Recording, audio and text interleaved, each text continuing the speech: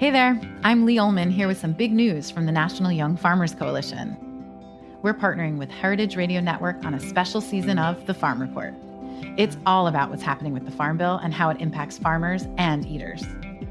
I am growing diversified vegetables on land that's been in our family for 150 years. And so with the pandemic, gentrification, property values going up, we had to sell the land and we lost it.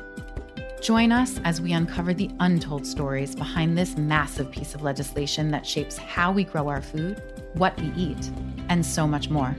The problems we have had, those are things that come from earlier Farm Bill and USDA policy, right? Like Earl Butz, get big or get out.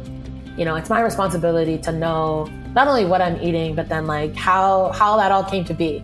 And realize like, wow, like this piece of legislation, all this money, like it's technically something that I support as a taxpayer. While Congress debates the next Farm Bill, this is not just an invitation to listen. It's a call to action.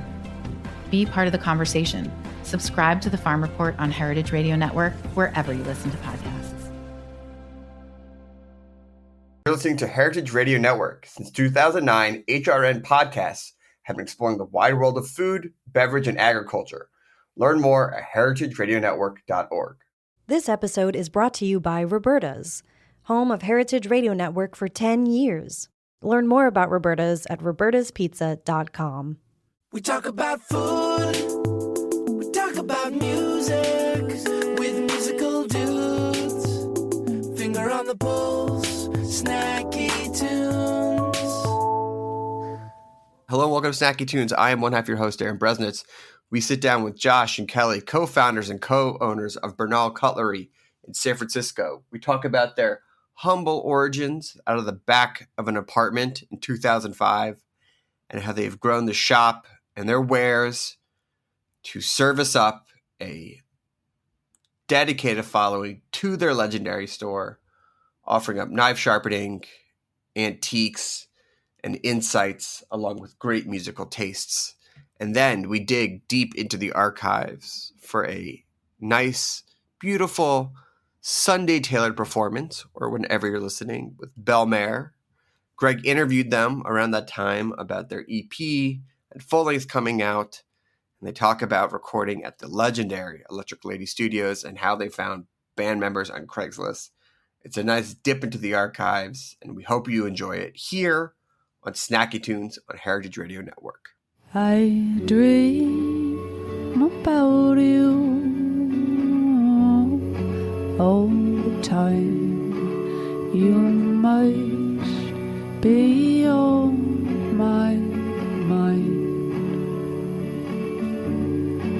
When time was turning, being taught by the boat of the fragile mind, we hope we might make it out alive.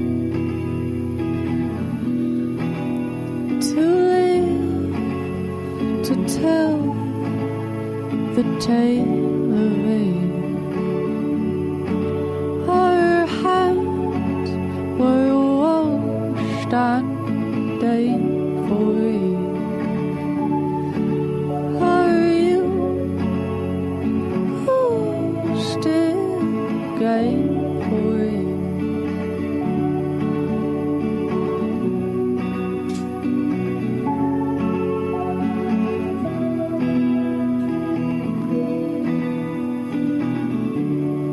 We could make it. We could make it. We could make it out alive.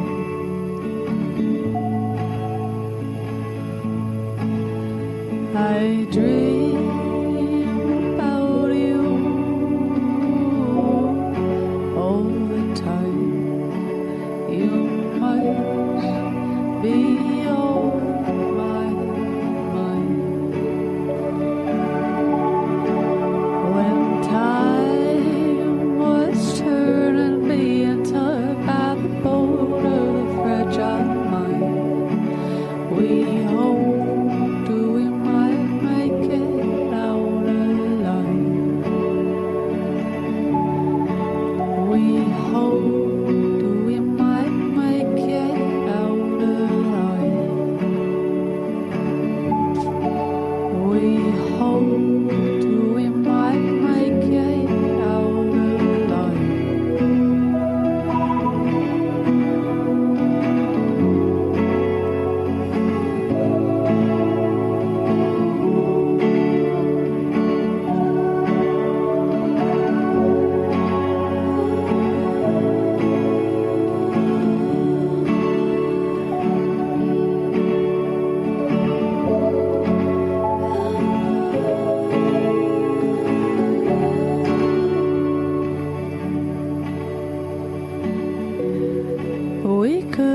make it. We couldn't make it. We couldn't make it.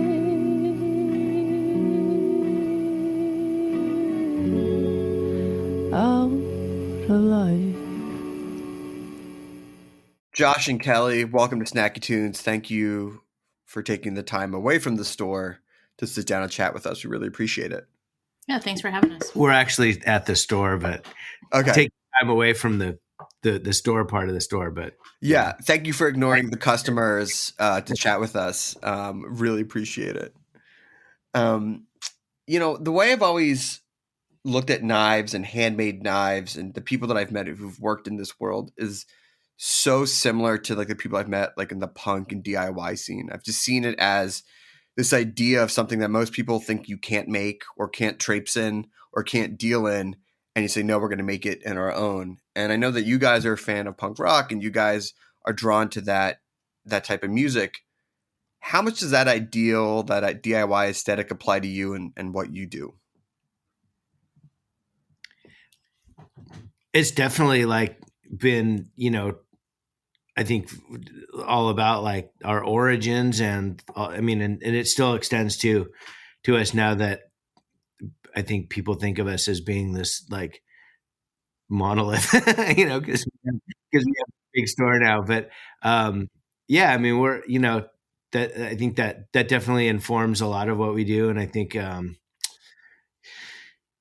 there's in culinary knives, there's in a lot of ways, in a lot of places that we source from and craftspeople that we deal with, there's like kind of these long-standing traditions of independent craftspeople, and so I think that intersects with a lot of like kind of things that definitely like punk rock relied on for, and I think that the network of smaller things and people doing things, in their own little ways and stuff, and all the different personalities that you kind of deal with.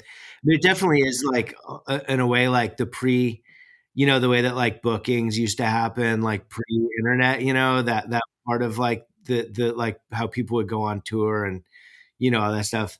So I think there's a lot of analogies. I mean, it's a bit different in a way, but it's analogous. Well, I think. I mean, I also think that there's a little bit of a separation that I would just maybe pick a little bone with around the whole notion of I think DIY and the whole idea of like an artisan craft is, also like, I think people like overuse the word curation now, that kind of, it's almost like, a lot of these kinds of terms have been almost kind of turned in on itself, almost like didactic in a certain kind of way. But I think I kind of understand what you're getting at. And I think for me, I come at this with a celebratory notion and really interested in the story behind manufacturing and the story behind making things. And, and that's, very much part of like my background and my roots. I come from Pittsburgh. I come from a steel mill family on my dad's side, so my family worked in the mills up in Pittsburgh. And so I very much like the idea of celebrating like working class people, tradespeople, people that have these like skills that are more or less kind of forgotten. Josh secured a kaiten wheel, which is a really large sharpening stone from Japan right before the pandemic. And it came right before shelter in place happened and just sort of sat in the front of our shop, which is what now is our pantry section of the shop. It was really empty and kind of dark and dank and cold. It was really depressing part of the shop during shelter in place, and everybody's working in a very, the COVID times.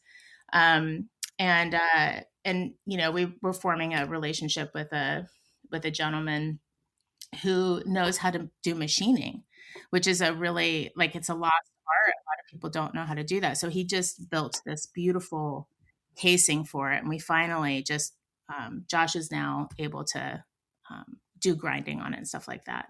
But anyway, back to what I'm trying to get at is that I think that is, so there is like that intersection, right, with like punk culture and working class people. And I love like the whole aspect of like, coming to know myself and coming to know ourselves in this time period by interpreting history through objects. And so I think there's a little bit of that kind of thing that we do here at the shop too, especially with like vintage knives and old things.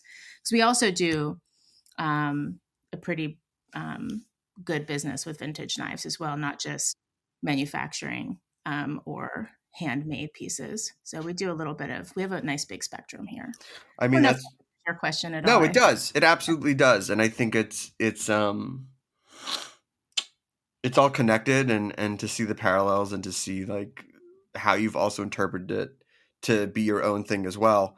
And going back to your point, like things have transformed and words have taken on such different meaning now that seem so commonplace now, because it's easy to have the conversation in 2022 where it's like even getting pitched on, oh, these two people own their own like knife grinding shop and they have a pantry and they do this, and you go like, oh, cool, like this sounds great.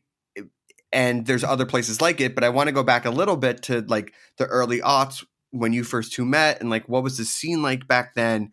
Because this wasn't commonplace. Like this was a very unique sort of endeavor. So how did you two meet? How did you guys get started? Was there even a desire for people to have their own knives sharpened at home? Do people even know that you could get your own knife sharpened at home? You mean that last part? Can you just clarify about your own knife sharpened at home? Do you mean? Well, I mean, you know, let's go back to the early aughts, before the store opened and things like that. You know, the idea of most people getting like a custom handmade knife, or even taking your knife to the store, or even knowing that your block of knives could be sharpened. I don't even know if people, or the majority of people, knew that like that was even a thing back then. There were mobile, you know, like there'd be I think the standard ways that it was done. I mean, there's been knife shops in San Francisco, you know, going back to the, establishment of San Francisco. So it's like, and that's not unusual to San Francisco, but it's, it's like, there's always been that thing. And I think like there's a long tradition of knife sharpening being kind of a bit of a itinerant kind of craft. So it'd be kind of like, something that people would set up on the street, or would have like a cart that they would bring around, that kind of morphed into like the like, mobile truck, or, van or something like that. Maybe like people dropping them off at the hardware store, that kind of thing. People would set up shop at the flea market, a farmer's market rather. So I think that's kind of been a bit of the modality with sharpening. But there's always been shops, I suppose, here. I think in maybe town, there's just like a generation gap of this kind of knowledge too. Like there is definitely like just like, all of a sudden we were like, oh crap, we don't know how to cook stuff, right? Like what was that? Like, I don't know, like 2000-ish, right? Yeah, that's exactly what I'm talking, like that late 90s, 2000, when it's like, all right, we're no longer sharpening knives and making our own food, or at least the idea of that. There was definitely like a gap. And that's when you guys sort of entered the scene. So like, yeah, like you could always get your knife sharpened, but not everyone knew that you could. Right. Well, Japanese knives started to become popular in the 90s. I think the first, if you didn't live somewhere that had a Japanese American population in the United States, which San Francisco certainly has had, beleaguered as it has been. And, but like, West Coast cities that had Japanese American populations had like a Japantown or Little Tokyo or something like that. And there would be, Japanese knives there. And that was more for pretty much Japanese cuisine, but the style of Japanese knives that would work for doing a broad kind of cuisine, I think became mostly available and introduced to people through global knives in the 90s. And then and then kind of gradually Japanese knives started to become a bit more entrenched in professional kitchens, and that spread to the home users, which mimics the kind of the way that I think knife culture in the United States in the last half of the 20th century kind of worked. Where you had like people like Graham Kerr and Julia Childs introducing French cooking to American audiences, and then the battery cuisine comes in afterwards, right? And so then people start using chef knives more and start looking at that, and then the tools that professionals are using kind of filter into home kitchens. I think people, that's how that's worked. And then I think people found that those ways of sharpening their new Japanese knives like didn't work quite as well. But I think that there's still a fairly like uphill slog with really kind of getting the understanding about what sharpening is about and the differences between what somebody does in a truck in 5 minutes with like 5 of your knives and with and then so, there's also definitely like a much more appealing thing with like around 2015, I think, was when I kind of think like the height of like what you open this conversation with around the DIY kind of that. I think 2015 was a really interesting period of time because I think a lot of like what Josh is talking about kind of like spread a little bit to like popular culture or like culture large. And so people that like started becoming interested in like food culture, all food politics or wherever all those things intersect, then it became kind of, I think, we were just a hole in the wall and on Guerrero Street and the Mission, and we weren't on the main drag. And I think you kind of had to know somebody to tell you where we were. And then you came in and then we were like a small little tiny shop. We were playing records. We were always playing loud music. It was a kind of a nice little place to hang out. I always like kind of like missed that place a little bit because it kind of reminded me of like a barbershop in a way. There's all kinds of a cross between a barbershop and a bar, And like a record store. And a record store. Yeah. Like cool conversations. I've overheard a lot of funny stuff. And just got to know a lot of really cool people. And so I think I definitely think that little shop really influenced knife culture in San Francisco for sure. Yeah, I mean, even that little shop and getting started, and Josh, going back to what you said, there is that difference between the guy at the farmer's market who's going to sharpen your knives as you go pick up produce versus building this community or this space that people can go to and not just get their knife sharpened, but learn about it and have a conversation and then see other people hanging out as well. Was that the idea behind opening up or starting in 2005? Just being like, we want to offer this area, or like what? No, we wanted both food and electricity. Oh, so we had a young baby. We were like kind of restarting our lives after like a pretty like boisterous period in our lives, and so we that's one way of putting it. Yeah, we were coming out of a pretty serious addiction, and we were getting sober. So just to be fully transparent, and yeah, and so I'd like to think that we were always that clever, but we just kind of,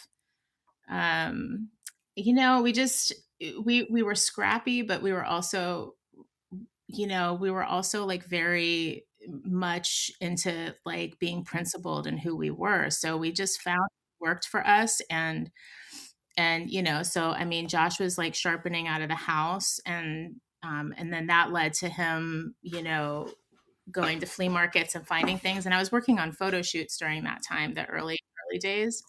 And he was staying at home with our firstborn. So there was this kind of almost like, I think Josh and I have like talked about it before. Like it was almost like he went to knife school during those years, because he'd find old things. He'd have to learn about it in order to, so you can get more money for something if you know about it. Right. And you have, yeah. And so, so he started figuring out a way to make money off of his intellect, and that was great. So he did eBay. He would work at night while me and the kid or kids, because we ended up having 3, so it was a little bit of time there. And then eventually we opened up our first brick and mortar in 2010, and that was when, And we did the Bernal sharpening hits. through a butcher shop. That's right. And then we'd also kind of go around to restaurants, a little less so, but I would do like little, I'd like bring out like a, couple dozen old knives to people in restaurants, and, kind of like sell stuff that way, pick up knives from restaurants that were, kind of nearby. And a lot of, sometimes this business was done with like the aid of the stroller, because I would like, I'd need to bring Charlie with us, so he'd be like chilling in the stroller while I would be like picking stuff up and dropping stuff off, and we'd stop off at the playground on our way there. So it was like the business and life was very much like, enmeshed. I'd go and like raid the, free newspaper boxes for the newspaper to wrap up knives with. So sorry that starting a business like bringing knives and a baby to a playground. Yeah, I mean, yeah, that's it. I mean, I love it. All right, let's take a quick musical break, and then we get back. I want to talk about 2010, and then going back to 2015 when things started to change, and then talk a little bit about your sharpening soundtrack for when you're in the knife, when you're working on knives. We have a song from the archives here on Snacky Tunes on Heritage Radio Network. Yeah. We used to make noise. We used to make noise when we tied. But now it's silent to the high. Yeah. You like to tie me. You like to tie me up at night. Are you a stranger to the light? Yeah, we had a date upstate. Oh, we had a date upstate. Upstate. Yeah. My love for you, yeah. My love for you is strong, my dear. Like lions, tigers, jungle fear. Yeah, we have a date upstate. Oh, we have a date upstate. Upstate. Yeah. I'll feed you remedies, grown quiet in the garden, gin soaked and near broke. Dry twigs into your hands, I keep your arms and your mouth for me. I give you nothing that you need, baby, we agree. Do we agree? We have a date upstate. Whoa, we have a date upstate. Upstate. We have a stay.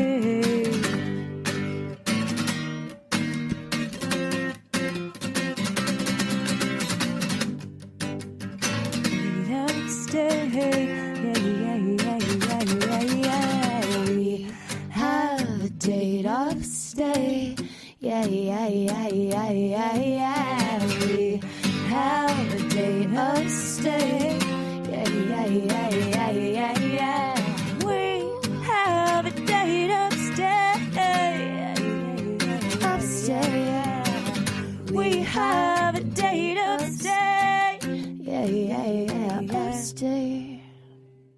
Hello and welcome back to Snacky Tunes. We're here with Josh and Kelly of Bernal Cutlery in San Francisco. And so, in opening that first store in 2010, leads me to believe that you had enough business and enough customers and enough people who wanted your wares. How did you get the word out? How did it grow to the point where you said, this is no longer just for extra money on the side or to, to pay bills, but we can make a real run at this? Yeah, we had a Blackbird shop on Crescent Avenue. We sort of experienced the ride of living in a gentrifying city in San Francisco where we had to move around a lot.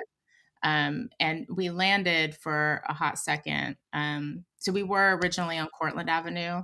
Um, and then we moved to Moultrie. If people know Bernal Heights, then they know these streets.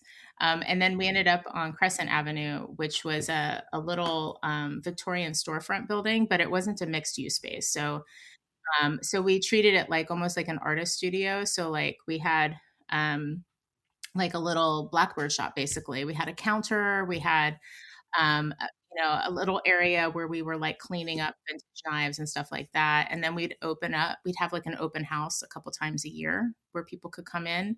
And then sharpening got around to some folks, and Josh was building rapport and connection with like butchers in the neighborhood, a sushi chef. There's just some different people that would come and knock on the door and drop off their knives there for sharpening. There were a bunch of cooks that knew that would kind of, I'd make little appointments and for them to either like, check out knives or to get their stuff sharpened. Too, right? That was, we started doing classes like, we were doing classes in our kitchen, like I think 6 months after we started. I mean, that's great. I mean, that's the best thing about it is that I can do it for you, or I can teach you how to do it. Yeah. Yeah. I'm stoked to teach people how to do it because it was something that took me so long to figure it out. And it was like, I did such a shitty job for so long. Yeah. So when I actually kind of figured out how to do it, like, I was like, damn, I wish there was somebody that like, could have showed me how to do this. And maybe there was, but I just couldn't, I didn't know how to access it, and this was. Yeah. And that just builds rapport because it just shows that you're not just in it for holding knowledge or saying, if you want your knife sharpened, you have to come to me. It's like, I'll teach you, but I also know that you'll kick me some other people. Or if you get hard up, that you can just kick me your knives as well. And I'll take them fair to you. We are hella anti-gatekeeping. Yeah. I think you have to be in this community. I think it's, especially for something like this, where it's not like you invented this knowledge. You discovered it, and now you're sharing it, and it just builds rapport. It builds trust, too. Yeah. So that place lasted for a little while. And then I started thinking that this would be a good time for me to leave the photo shoot industry. I was working mostly on catalogs, doing soft goods styling for like Williams Sonoma, Pottery Barn. All those folks are like kind of up here in the Bay Area. And then, right around 2010, Josh and I just went for it. We had a friend in Bernal Heights whose old landlord had just bought a building on Cortlandt Avenue, like the little commercial strip in that neighborhood. And they told us about that they wanted that the owner of the building, the new owner of the building, wanted to do like a little project in there, and that should be renting out the building. And I thought that was like, renting out the whole space. It was like 1,000 square feet. And Kelly said to me like, we should go. We should talk to them. And I thought, no, there's no way we can afford it. Like, it was like we had just been like, just struggling. Like it's like. It's hard to really like build a business on what you earn on a business if you're kind of broke. And the recession was still. Yeah, that time was terrible. Yeah. So like it started to get better here before it did in other places, but it was still kind of like, it was hand to mouth, and there wasn't a lot of like, we didn't have a savings account. Like, let's put it that way. So, of course. So it seemed like a fool's errand to go and like, get into debt or whatever. But, Kelly was like, just go talk to her. Like, it's, so like, it turns out that the idea for this space was to make like a little kind of indoor marketplace, kind of like inspired by the, like indoor, markets in Latin America that are like independent little stalls. Yeah. And so So we got like a little 90 square foot space. Like you could barely fit two people yeah, behind it was the like, counter. And I had I had like a little tiny sharpening area. We had one display case and then some shit on the wall. There's a photo of it if you're curious. There's a New York Times article that was printed when the whole space opened, and there's a kind of a really good shot of what our little teeny. Oh my God. Yeah. I'll have to dig it up. But once we had that space, and then it was like, you know, and we were out there, like people are definitely finding us, you know, and it started to get a little busier. And then that's right when we started importing stuff from Japan too. So we were able to we begged and pleaded our way into this little $8,000 loan and started to get a little bit of inventory like that. And, you know, and then like we, you know, started to get more competition in town. And so we got a little more, I don't know, but it just kind of grew. And then within a couple of years, we were like, we had, you know, kind of run out of space there. And we definitely felt like we could do a lot better with a bigger space. And also getting people up into Bernal Heights is like really difficult. It's not that far away from stuff. And from like the, you know, Los Angeles geographical perspective, like it's you nothing. Know, nothing. Yeah. But San Francisco, people like, you know, like people get in their little habit trails. They get their little of course. They're like, you know, there's like this little like postage stamp of like, you know, the city that they're like, but there's that hill, or it's like, you know, there's like one. I can't bike up that hill. I can't do that. Or like, you know, there's one street where it's like the medieval map, like, you know, monsters. I always said that Bernal, like going from the Mission to Bernal Heights is like going from, you know, San Francisco to Oakland to a lot of people. It's No, of course. Yeah. Like, it's not that far. But if you're already having the it's not that far conversation, you've already sort of lost. Totally, right? So we heard about this this space opening up on Guerrero Street, and it just kind of all fell into place. And then it was like that was like the next like thing where it was like, wow, like really having like, you know, our own space, having a little more space. I mean, it was like having windows to put stuff in. Like, which was tricky, actually. Like I remember. I totally forgot about this, but just having glass windows and like just knives on the wall. We would just drive by and just were like, is it going to be okay? Yeah. Drive by and just be like, okay, it's okay. We can go home now. We can go home. You know, you talk about this watershed moment in 2015 when sort of food and, you know, hit the zeitgeist in a way that we now see it today. And how you guys started to be seen as like, you know, you go from the DIY thing to like, in people's mind, like the big guy. But it's always funny because like it's still niche, it's still hard. When you started to realize that you had established yourself and you did have this community, what were some of the growing pains then? Like, how did you stay true to what you wanted to do, but still feel okay with growing the business?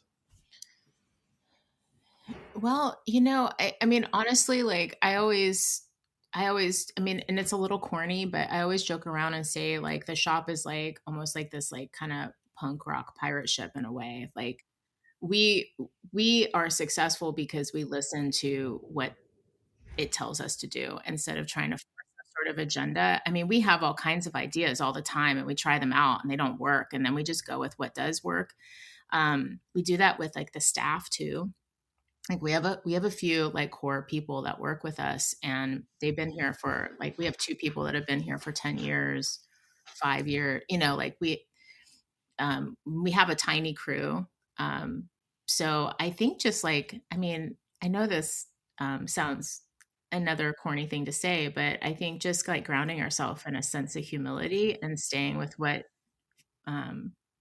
resonates. And also like, we're just good at surviving.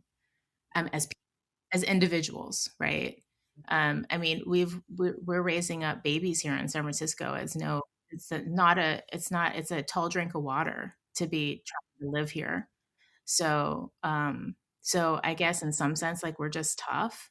I think we're also like we have a sense of like grounding. Yeah, but it was also like not just us. I think like there's that's true. I think a notion about like punk rock being DIY and like like that is like a lot of the origins of it in a lot of ways, or like a lot of like the best things that have, that come around, or things that are organically, derived instead of like a marketed, like, kind of sized product, right? That people voluntarily, do because they want to do it and they want to connect with other people. But I think just as much of like do it yourself is like the notion of like, I guess like at the risk of kind of going like delving into like, a little bit maudlin like 80s punk rock terminology, but like, a scene, right? Like what, which is like all about like a cooperative venture, right? And like where you have like the people in the crowd at a show might also be up on that stage next weekend, or are doing other things that are kind of contributing to like a creative effort. And I think like in a certain way, like everything like that we were doing in a way like was like kind of like that, where there was like it felt like at its best, it feels like there's like a reciprocity happening with the people that are supporting the shop, and then that like, that are doing inspiring food, and then that are, or our crew that are bringing like things that inspire them to work, or they're like, we're figuring out how to like, sharpen like these, how to do one thing or another, or like, Yeah, of course. getting like feedback with people. And like, so it's like I think that notion of cooperation and like, like some degree of like horizontality, I think in a way, like as much as that can be in a business, right? But like, but I think that's what's really like giving it resilience. And I think that opening it up to like our crew's energies, and opening it up to like, people getting a chance to become more invested and get more, creative license and stuff, I think keeps it from just feeling like a product or a one-liner. Yeah, no, I mean, I think it comes back to community, and also what you said about not gatekeeping and just sharing what you've built with the world. Now, before we go, I want to make sure I talk to you about the music played at the shop, because you mentioned it was loud and it was big and a big part of it. If I walk in and you're sharpening, or you're just holding chord or things like that, what can I expect to hear on the soundtrack at Bernal Cutlery? Depends on who's working. It really I think, depends. Like, it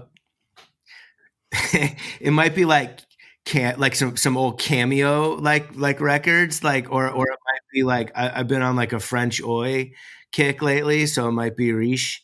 I've been flogging that record lately, or like like what. Or Fleece's, like Fleece's sharpening. She's like, usually listening to metal, like Motorhead, or we've had like, I feel like we've also like we've had like certain eras like that were like around certain records, like back when we actually had like a record player, like there was there's like a big mix of personalities there. So like I actually found a little small stack from Guerrero Street when I was putting our records up a couple weeks ago.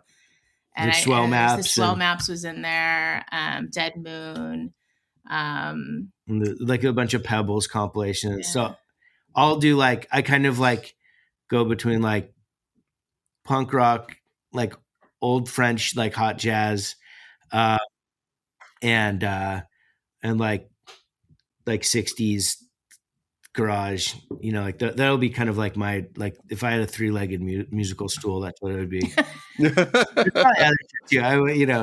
I like that term. I like that. Well, listen, congratulations on everything. It's so great to hear your story and to meet you. If people want to check out the store, if they live in San Francisco or from afar, where can they go? How can they get involved in the community? Well, we are, Bernal Cutlery, bernalcutlery.com. We're at 766 Valencia Street between 18th and 19th in the Mission District. We're often like on site. We're one of the few stores on Valencia Street where the owners are still on site behind the counter. most days. So come in and say hi. Sweet. We're Yeah. middle-aged now, so we have a gray beard. Clean your knives, though. Don't and- bring us no dirty ass knives. Josh has a gray beard and I have some gray hair. Yeah, clean your knives, please. Clean your knives. Wait, do people like bring like non-washed knives to get sharpened? Yes. Cake frosting. Dirty. Cake frosting might be the nicest, but it's We make them go behind the counter and wash them. Good.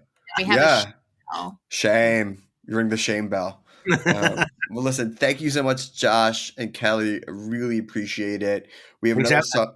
Yeah. And next time I'm up in San Francisco, I'm going to come by the store and say hello. For sure. We have another song from the archives and then a live performance here on Snacky Tunes on Heritage Radio Network.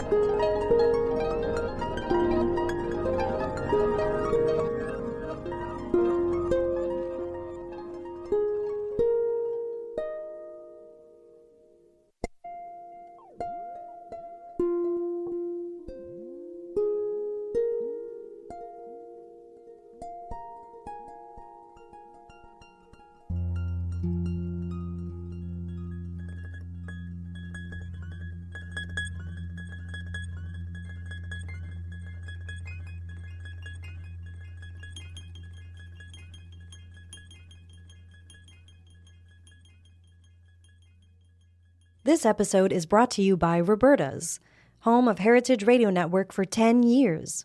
Roberta's was founded in Bushwick in 2008 and has become one of the most iconic restaurants in the country.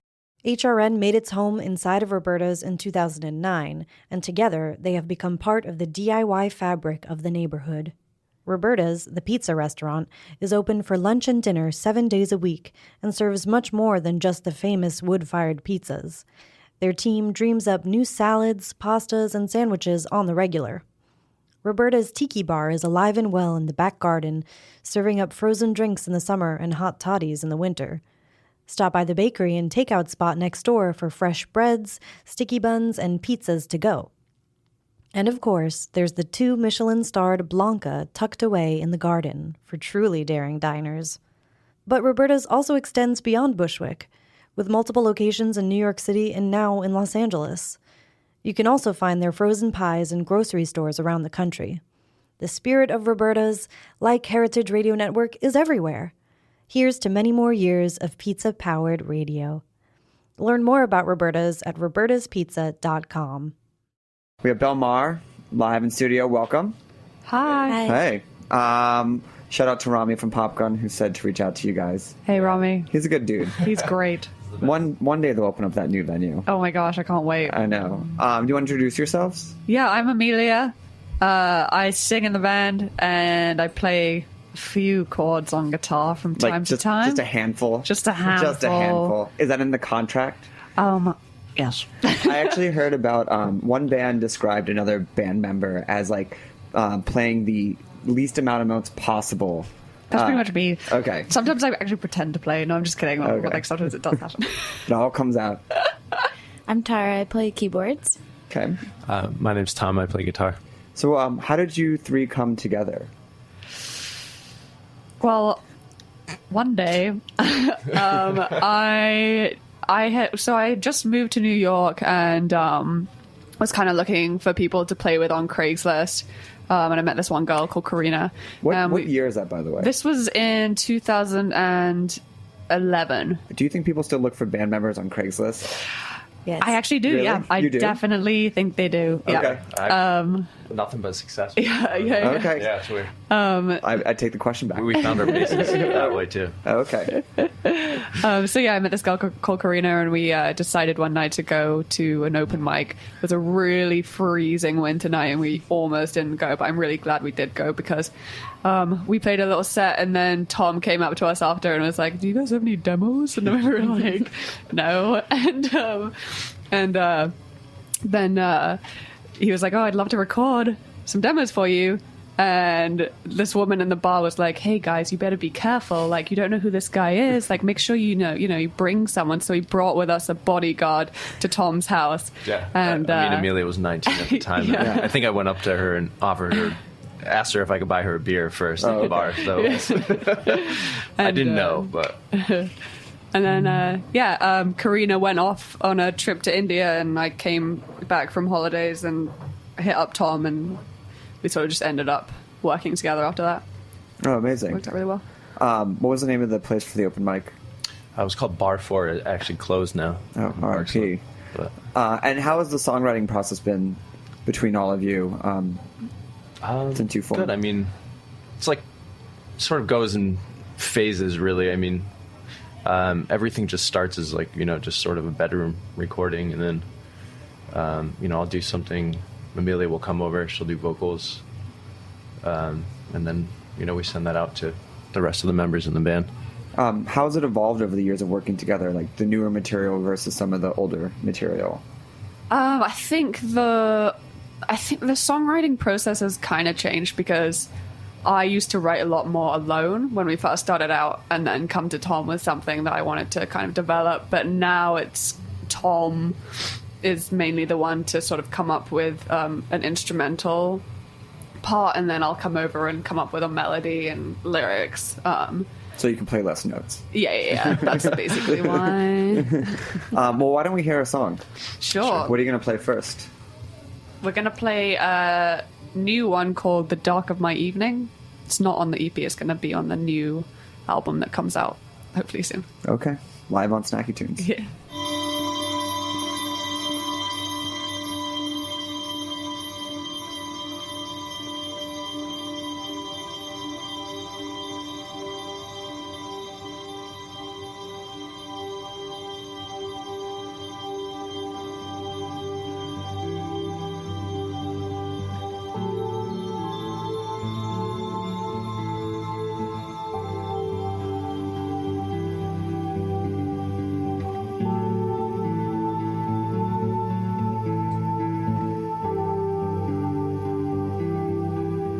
When I go out,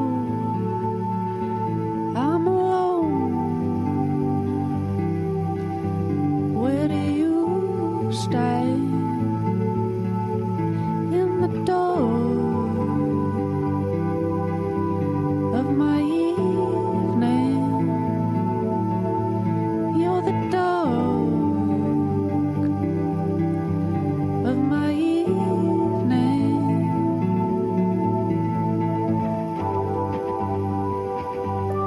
Where do we go from here? When nothing goes the same years, where will we be? I feel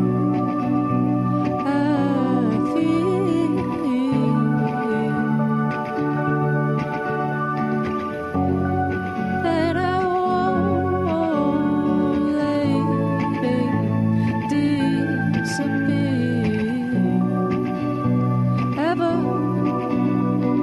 ever. And I can't even make myself.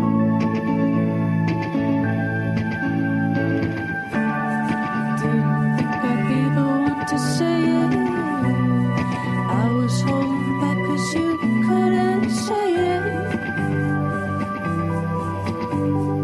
either. Where's my life gonna be 5 years from now? Will you still be over me, telling me how to live my life silently?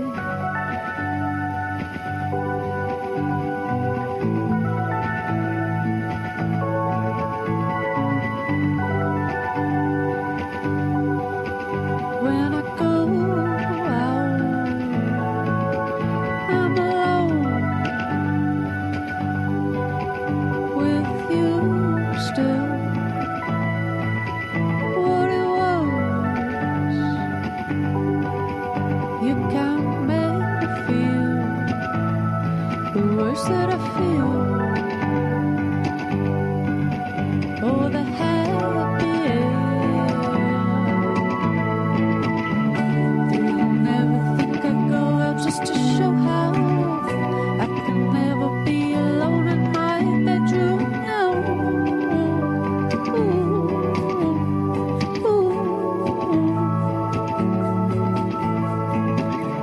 Didn't never think I'd go out just to show how I can never be alone in my bedroom now.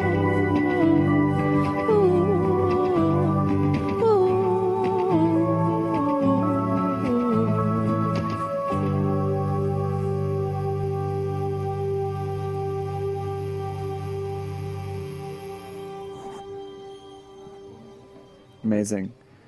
So I know that you've recently been recording and you ended up in Electric Lady's studio. How did that come about?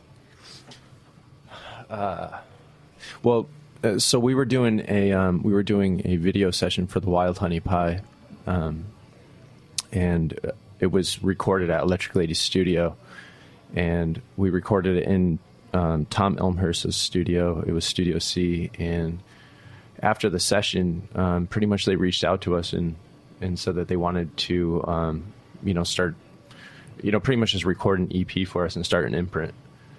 So that's kind of how it happened. And then, slowly it materialized. And then actually just about 2 years ago, this month is when we first started. And the song that you guys heard at the beginning of the show, Cicada, was actually the first one that we recorded. And that was recorded just about this time 2 years ago.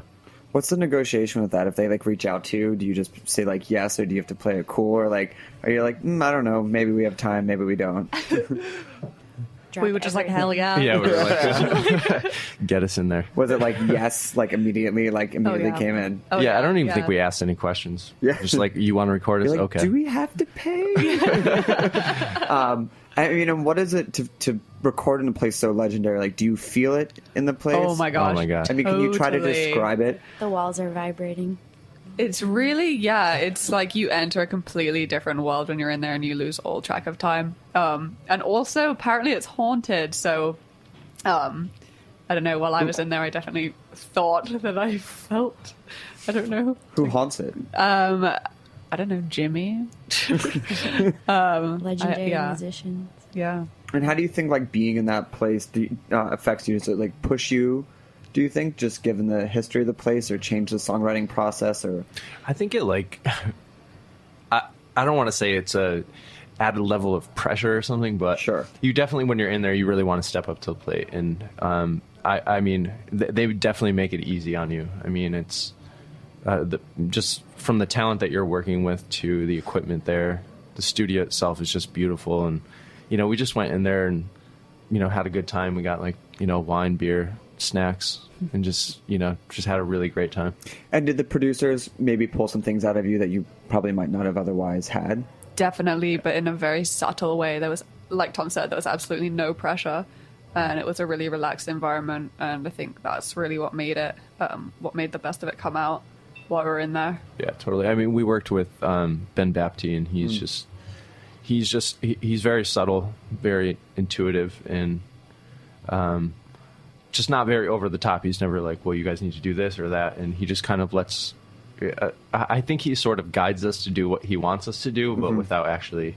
What was like one piece of saying it? So. What was one piece of advice where he like Jedi'd you into doing something different? I feel like we were playing, well, most of our songs are pretty sad, but there was one song in particular, he was like, you guys need to all feel this song. And I think it took us like 3 hours to record it over and over again to get a take. Feel it in what way?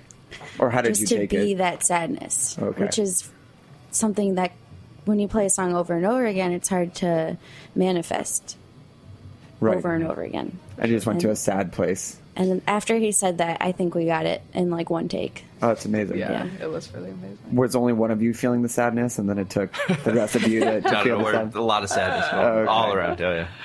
Why don't we hear another song? Yeah. All right, just give me 1 second. Okay, we're going to play one off of our first EP.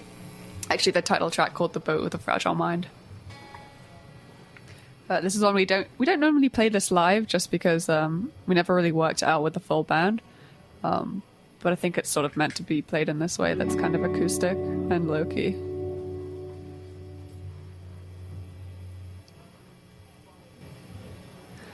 I dream about you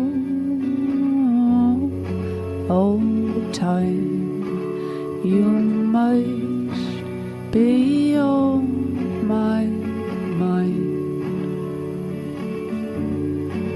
When time was turning, being taught by the boat of a fragile mind, we hoped we might make it out alive.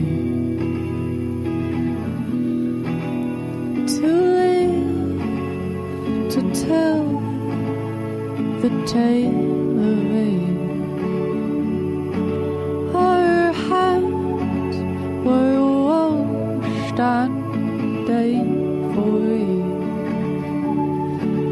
Are you still game for it?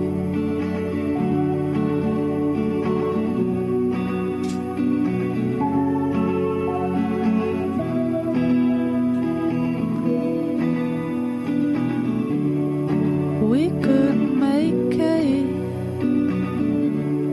We could make it. We could make it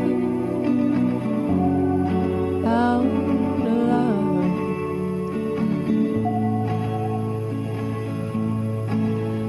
I dream about you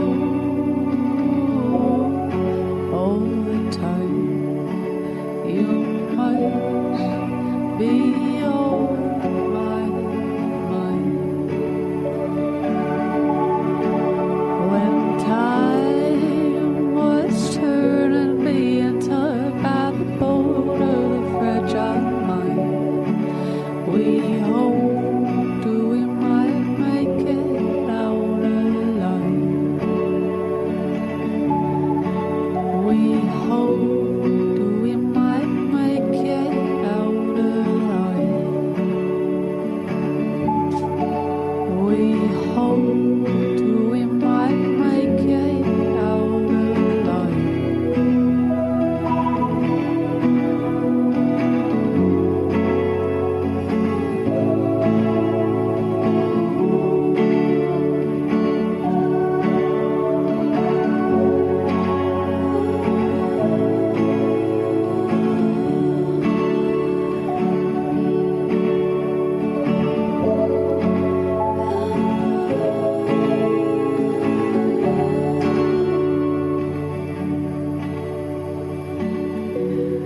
We could make it. We could make it. We could make it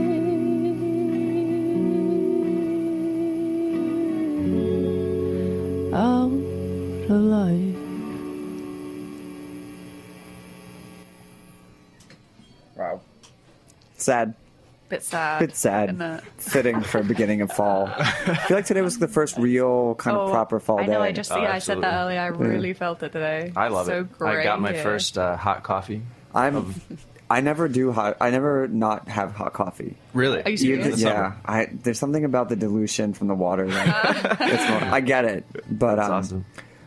I know that you guys also love food and wine. Do you cook for each other? Or is it? Yes. Yeah, we do really? actually. Yeah. What is what do you guys cook for each other? Well, I'm always making pasta. Yeah. Because I'm from I'm Italian. No. From scratch. Yeah, I do actually. That's a lie. What do you mean? What's a lie? You don't need the dough. Oh no, not the actual, Okay. not the actual noodle. But Proper. yeah, the sauce. I make it from fresh tomatoes. Okay. It's so good, and he simmers it for hours. Like, That's the thing about my your- cooking. what's You have your to have a recipe? lot of patience. That's. I mean, well, so my nonna, my nonna is she's like the best cook in my family. Mm-hmm. You know, so when I was growing up, I'd always just sit with her and watch her cook, and she's the type of chef that can't tell you, well, you have to put this amount of salt in, this No, amount of... they never can. Yeah, It's like this she and says that, it in yeah. Italian, she just looks at me, sort of, whatever. So you just kind of have to feel it out. And, yeah, I don't know. I take a long time to cook because I really like the process. It's nice to have people over, drink wine, and, by the time the food is ready, everybody has like a purple mouth and, we're all ready to go. I feel like I also make tomato sauce from scratch, and I feel it takes like 4 hours. Yeah, it's the best way. But I think it's like the sauce becomes irrelevant after a while. Yeah. It's more Amazing, just it's about that time too. I guess it's winter, it's fall. Well, that's the thing is I haven't really cooked over the summer, Yeah. and I'm already I made some chicken noodle soup.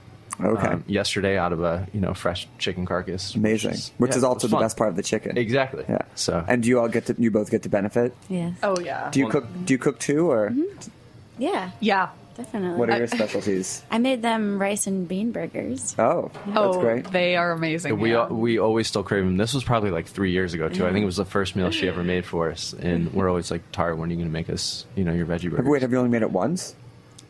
I think so. No, you made Did them. I? You I made them brought them Electric to Lady the that night. studio Yeah. to put Okay. on the grill, and we made kebabs, and I found all these sauces in the studio. I don't know how old they were, but I better not to ask. Sauce, condiments don't really go. I mean, they go bad, but it's much. They were in a fridge. Yeah, it's fine. I think that technically that's fine, and you're still here. And do you cook? I'm as well? kind of a breakfast chief when it comes to cooking. I love making like chia pudding and this granola.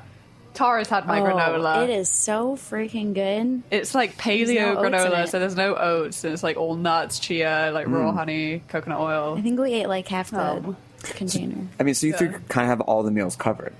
Yeah. Yeah, actually. Does the bass player like throw it in, or just eats? He just eats it. Yeah, Oh, just perfect. It's a good role.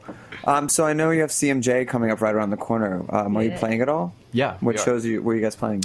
We're playing at where are we? The Pine Box The Rock Pine Shop. Box Rock Shop. That's right. Just down the road. Oh, perfect. On October 16th, and we're playing with actually our friends. Workman Song is actually playing with us. He plays in the band Streets of Laredo. Oh, as great. Well, and Oh, that's awesome. yeah, so really excited to be sharing the bill with him. Is it any particular showcase, or is it just something you guys put together? You know what? It's nothing that we put together at Yeah. all. Somebody just reached out and Perfect. and wanted to have us. And you had mentioned that a new record is imminent or coming, distant well, future. It's one of those things where it's almost there. So we're really just waiting to get our final mixes back, but all the tracking is done, and we can't wait for. There's a big grin in here that no one can see except for us. Yeah. So we've been we're going on. It's going to be just about 3 years since we released our EP, so we are itching to get something out there. Totally understandable. So. Well, I want to make sure we have time for one more song. Where can people find you, follow you, get updates? Definitely, you could check out our website. It's www.bellemaremusic.com. Check us out on Facebook. We'd love it if you gave us some more likes, and in Twitter as well, and Instagram. And Spotify. And Bandcamp. Spotify. Yeah, everywhere. Yeah, everywhere. Everywhere modern bands are. Exactly. Well, big shout out to LA Donut Festival. Thanks for being on the show. Hello to Darren, Anna, Joe, Ornella, Mom, Dad, all of our friends. We'll be back next week with another episode of Snacky Tunes. Thanks for listening.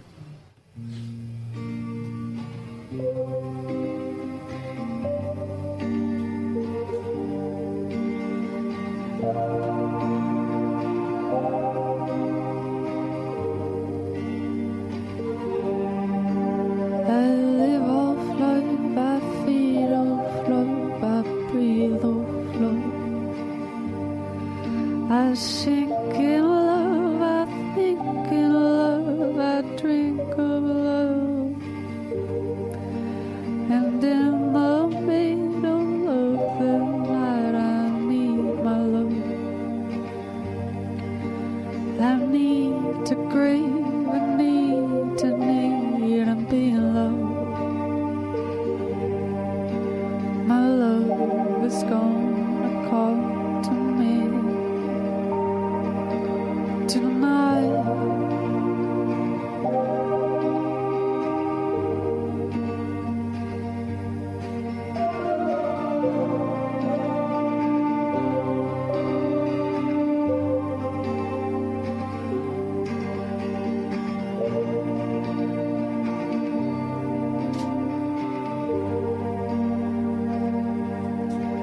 I give my love and all my love to you, my love. I feast on love, a beast for love, release my love. You're scared and I'm prepared for love, don't care, my love. 'Cause you're the only woman I've been dreaming of. I swear to God I'm loving you for that. I swear to God I'm making you my wife.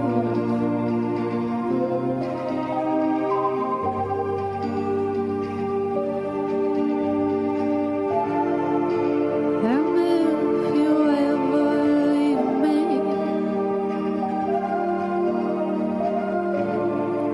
I never will be sorry.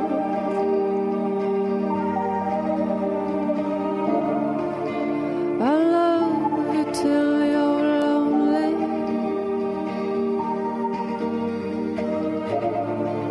and I love you some more just before.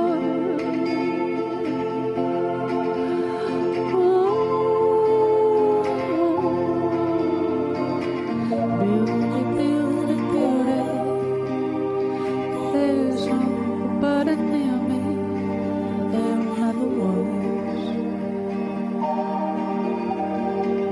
Beauty, beauty, beauty, there's nobody near me, there never was.